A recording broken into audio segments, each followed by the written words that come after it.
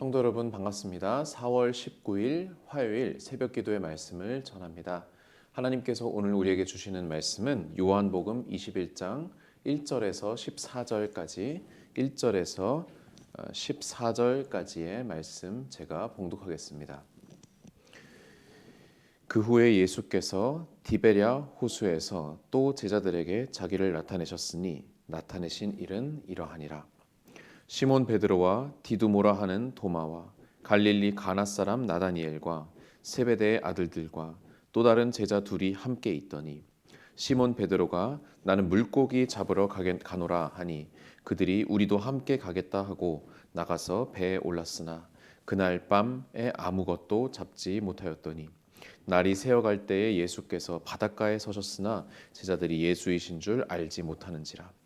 예수께서 이르시되 얘들아 너희에게 고기가 있느냐 대답하되 없나이다. 이르시되 그물을 배 오른편에 던지라 그리하면 잡으리라 하시니 이에 던졌더니 물고기가 많아 그물을 들 수 없더라. 예수께서 사랑하시는 그 제자가 베드로에게 이르되 주님이시라 하니 시몬 베드로가 벗고 있다가 주님이라 하는 말을 듣고 겉옷을 두른 후에 바다로 뛰어내리더라. 다른 제자들은 육지에서 거리가 불과 한 50칸쯤 되므로 작은 배를 타고 물고기 든 그물을 끌고 와서 육지에 올라보니 숯불이 있는데 그 위에 생선이 놓였고 떡도 있더라. 예수께서 이르시되 지금 잡은 생선을 좀 가져오라 하시니 시몬 베드로가 올라가서 그물을 육지에 끌어올리니 가득히 찬 큰 물고기가 153마리라. 이같이 많으나 그물이 찢어지지 아니하였더라. 예수께서 이르시되 와서 조반을 먹으라 하시니 제자들이 주님이신 줄을 아는 고로 당신이 누구냐 감히 묻는 자가 없더라. 예수께서 가셔서 떡을 가져다가 그들에게 주시고 생선도 그와 같이 하시니라. 이것은 예수께서 죽은 자 가운데서 살아나신 후에 세 번째로 제자들에게 나타나신 것이라. 아멘. 오늘 이제 요한복음의 마지막 장을 우리가 함께 보고 있는데 아주 유명한 이야기 베드로가 세 번 예수님을 사랑한다라고 고백한 그 이야기의 앞부분을 우리가 함께 말씀 안에서 읽었습니다. 오늘 본문이 언제 일어난 것인지에 대한 구체적인 기록은 여기에 남아있지는 않습니다. 그리고 이 앞선 요한복음 20장의 마지막 종결 부분 30장과 31장을 보면은 마치 요한복음을 전체를 종결하는 그런 마무리 인사처럼 그렇게 보여지기 때문에 이 21장의 내용은 후대에 또 추가가 된 것이 아닌가라고 하는 그런 학자들의 의견도 있습니다만 그러나 여러 가지로 보았을 때에 정말로 극적이고 그리고 이후 제자들의 아주 헌신적인 그런 사명을 감당하는 그런 제자들의 모습을 볼 때에 그 이유가 그 동력이 어디에서 왔겠는가라고 우리가 생각했을 때 바로 주님을 향한 사랑에서 나왔다는 것 말고는 설명이 되지 않거든요. 바로 그러한 제자들의 이후의 행보에 대한 그 감정적인 부분에 아주 좋은 그런 근거가 되는 그런 말씀이 아닐 수가 없습니다. 오늘 말씀은 예수님께서 부활하시고 나서 세 번째로 제자들에게 나타나신 그 사건이라고 그렇게 이 복음서의 저자는 말하고 있습니다. 특히 21장에 이제 그 후에 말하자면은 예수님께서 제자들에게 또 특별히 이제 도마에게 나타나신 그 사건 이후라고만 좀 구체적이지는 않지만 이렇게 시간 표현이 나오고 있습니다. 장소는 디베랴 호수, 바로 갈릴리 호수를 말하는 것이죠. 거기에서 제자들에게 나타내셨는데 이 나타내신 장면이 참으로 흥미롭습니다. 여러분 그 이전까지의 말씀을 보면은 사실 제자들이 아주 흥분된 상태에서 예수님의 부활하심을 목격하였고 아주 떨리고 또 아주 극적인 그러한 흥분 상태를 제자들이 공유하고 있는 것을 보게 되는데요. 그런데 오늘 말씀의 그 서두에서의 제자들의 모습은 그렇지 못했지요. 2절에 보면은 베드로를 비롯한 몇몇 제자들의 이름이 등장을 하는데 그런데 딱히 뭐 하는 거 없다가 3절 나는 물고기 잡으러 가노라 하니 그들이 우리도 함께 가겠다라고 그렇게 따라간 그런 장면을 보게 되지요. 이 말은 어떠한 분위기를 보여줍니까? 딱히 지금 할 일이 없는 상황. 그래서 베드로가 그나마 자기에게 익숙한 생업을 따라 그냥 물고기나 잡으러 가야겠다라고 이렇게 말하니까 나머지들도 딱히 할 게 없었는지 우리도 함께 가겠다라고 따라 나서는 그러한 장면이지요. 그러나 그 결과는 어떻습니까? 그날 밤에 아무것도 잡지 못했다고 나와 있습니다. 아마 이것은 그 당시 제자들을 비롯한 예수님을 따르던 무리들의 좀 공통된 마음 상태가 아니었나 우리가 추측할 수 있습니다. 예수님께서 부활하시고 그리고 우리는 그 부활의 증인이라는 그러한 중요한 사실은 이제 알게 되었으나 그러나 한편으로는 그러면 이제 뭘 해야 하지? 그러면 이제 어떻게 해야 하지? 라고 하는 그런 구체적인 생각은 못하고 있는 혹은 생각은 하더라도 진짜로 그렇게 할 수 있을까? 라고 하는 그런 실천에 앞선 두려움이 있는 그러한 상태. 그리고 그러한 상태가 반복되다 보니 이것이 일종의 무기력과 패배의식으로 쌓여져 있는 그러한 상태를 우리가 엿볼 수 있습니다. 그것을 그대로 보여주는 장면이 그날 밤에 물고기를 아무것도 잡지 못했다라고 하는 그러한 단서이지요. 그것을 통하여서 실제로 제자들이 물고기를 잡긴 잡았으나 여러분 물론 영적으로도 이것이 말도 안 되는 그런 일이지만 실제로도 물고기가 전혀 잡히지 않은 그런 날이 있을 수도 있지 않습니까? 말하자면 제자들도 지금 손으로는 지금 그물질을 그렇게 하고 있지만 그 마음은 지금 다른 데 가 있는 붕 뜬 상태임을 우리가 어렵지 않게 추론할 수 있습니다. 그런데 그때 어떤 일이 일어납니까? 날이 새어갈 때 예수께서 바닷가에 서셨으나 제자들이 예수이신 줄 알지 못했다고 나와 있어요. 이것 역시 우리에게 시사하는 바가 있습니다. 예수님이 계시는데, 예수님 부활하셨는데, 그것도 새로운 몸을 입고 영의 몸을 입고 예수님이 부활하셨는데 그 예수님이 계시는데도 알아보지 못하는 겁니다. 예수님이 지금 내 안에, 내 옆에, 내 앞에, 내 뒤에 계시는데도 우리가 알지 못하는 거예요. 그래서 일상의 그 패배 속으로 다시 들어가서 거기에서 헤어나오지 못하는 그러한 모습을 지금 보여주는 것이죠. 예수께서 얘들아 너희에게 고기가 있느냐라고 아주 친근하게 제자들을 그 십자가 이전처럼 그렇게 부르시듯이 부르셨죠. 그러나 없나이다 없습니다라고 그냥 먼발치해서 제자들은 그냥 그렇게 대답했습니다. 뭐라고 말씀하십니까? 그물을 배 오른편에 던지라 그리하면 잡을 것이다 라고 말씀하시죠. 여러분 말이 됩니까? 우리가 왼손으로 집었을 때 없었던 물건이 오른손으로 집었을 때 나타날 리가 없지 않습니까? 말이 안 됩니다.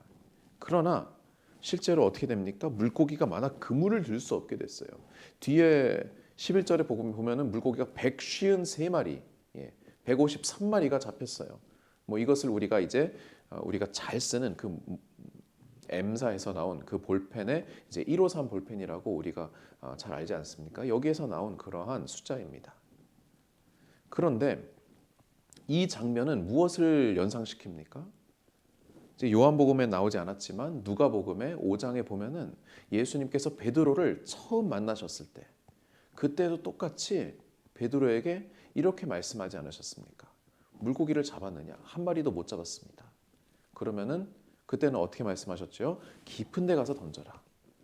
어부들의 상식에서 연안에서 물이 따뜻한 연안에서 물고기가 많이 잡히는 법인데 물이 차가운 깊은 곳으로 들어가면 물고기가 없거든요. 그런데 그럼에도 베드로가 말씀에 순종해서 그물을 내렸더니 어떻게 해요? 그 배가 뒤집힐 정도로 그래서 옆에 있던 배들의 도움을 받아야 할 정도로 물고기가 가득히 넘치도록 잡히지 않았습니까? 바로 그러한 것을 예수님께서 지금 당신의 행동으로 과거에 있었던 일들, 한 3년 전에 있었던 일들을 기억나게 하시는 겁니다.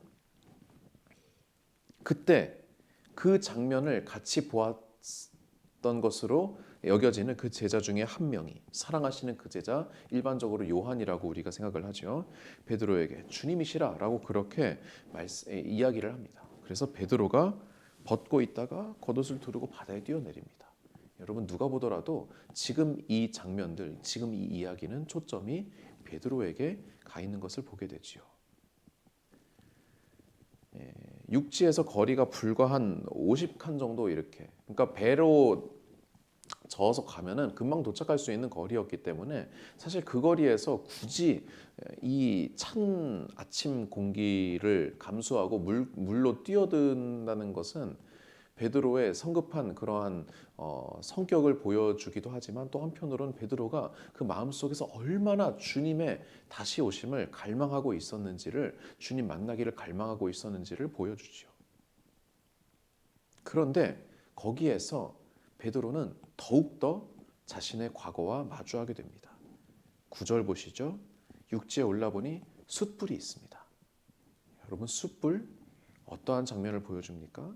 마찬가지로 예수님께서 잡히시던 그날 밤에 공의회에서 70인 공의회에서 신문을 받으시던 그날에 베드로가 어디 있었습니까? 그 뜰에서 슬금슬금 예수님을 먼발치에서 보고 있는데 그때 베드로에게 너 갈릴리 사람 아니냐라고 사람들이 질문했던 그 자리가 바로 불을 피워놨던, 숯불을 피워놨던 그 자리가 아니었겠습니까? 베드로는 아마 그 자리에서 그 불 너머로, 그 불꽃 너머로 예수님의 그 심판당하시는 모습을 보았을 것입니다.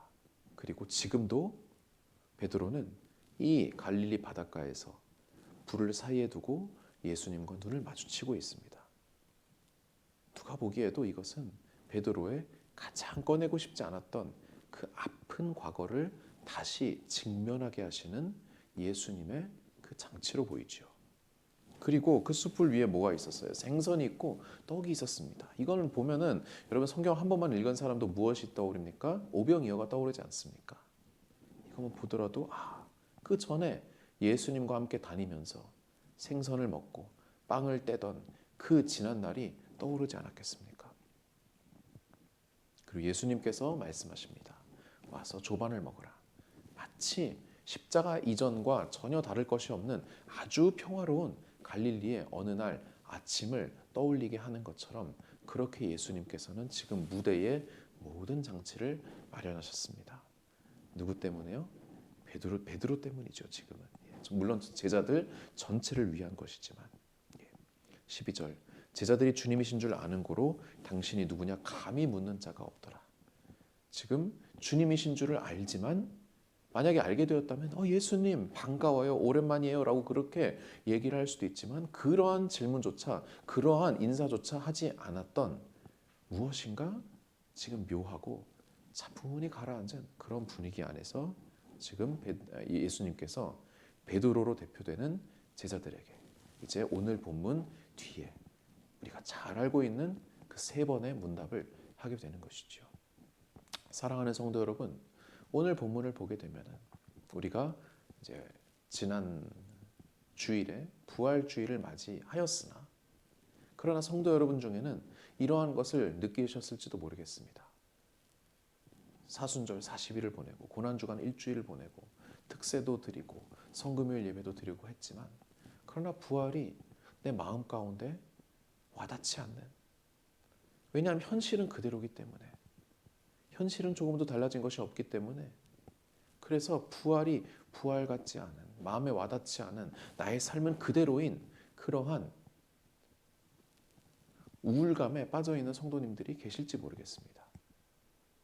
그러나 그러한 제자들을 위하여서 예수님께서 찾아오셔서 지난날 예수님과 함께했던 그 기억들을 다시 끄집어내시면서 좋은 기억들도 있었고 감격스러운 기억들도 있었고 즐거운 기억들도 있었고 또 한편으로는 다시는 꺼내고 싶지 않은 트라우마와도 같은 그 상처들도 있었던 것이죠.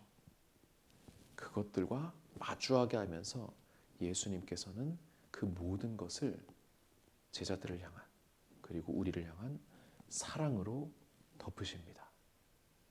예수님의 사랑이 그 모든 기억들과 아픔들을 뚫고 우리를 그 수렁에서 끄집어내셔서 이제 드디어 우리로 하여금 본격적인 사도의 삶으로, 증인의 삶으로 살아가게 하신다는 것입니다.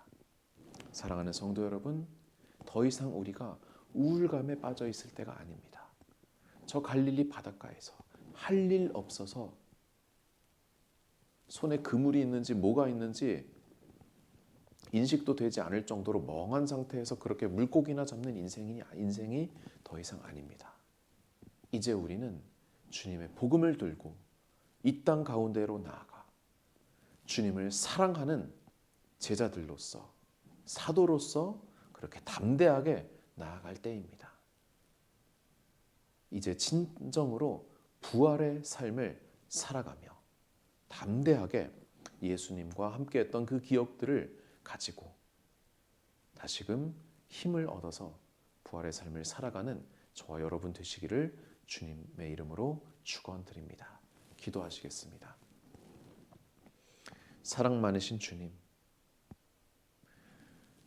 저 고요한 갈릴리의 아침 해변을 가르고 우리 가운데 찾아오시는 사랑의 주님, 지난날의 패배와 잘못과 실패에 여전히 함몰되어 있는 우리를 그 수렁에서 끌어올려 주시고 우리의 사명을 다시금 확인하게 하여 주시고 그 무엇보다도 주님을 향한 우리의 사랑, 그리고 그에 앞선 우리를 향한 주님의 사랑을 다시금 확인시켜 주시니 감사를 드립니다.